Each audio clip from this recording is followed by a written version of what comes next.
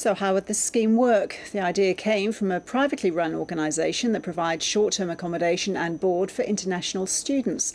David Bycroft is the CEO of Australian Homestay Network.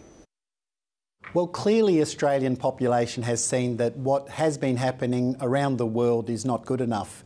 And from our point of view, we have a network with the Australian Homestay Network of hosts working with international students that has worked perfectly well for the last 5 years and has been really popular. We think that the same principles applied here will give Australia and the asylum seekers a much better outcome. But having an international student to stay is very different to accommodating an asylum seeker who may be traumatised by the experiences they've had. Is there a risk there? Yeah, well, look, we are asking new people to join us who are specifically interested in this area. We have had hundreds of applications already this morning, and we believe that there are people out there that are not hosting for international students that do want to host for asylum seekers. Give them a fair go and give them a good start to their proposed new life in Australia. How do you match asylum seekers with their hosts?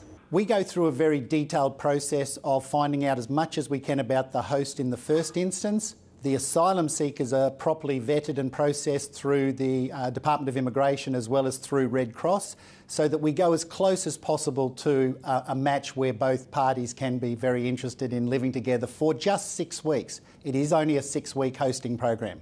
Do people have much choice as to who they get? No, we control all of that. It sounds like a dating site. We're not doing that.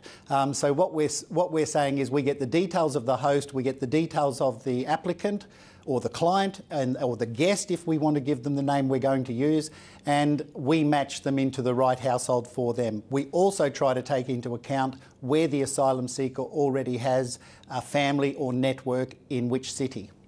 Now, we're talking about individuals or whole families here? We're talking about individuals for this hosting period. At the moment, the majority of asylum seekers eligible for this hosting arrangement are 18 to 25-year-old and mostly male. Is this whole scheme an admission that the government is unable to cope with the sheer numbers of detainees it's processing? I don't think that's correct. I think this is an extension of the government's currently community program. We've been talking with the government and with Red Cross for over 12 months now, and it's got a lot of work has gone into this to bring to the world probably what is the world's best model for processing eligible asylum seekers. David Bycroft, thank you. Thank you.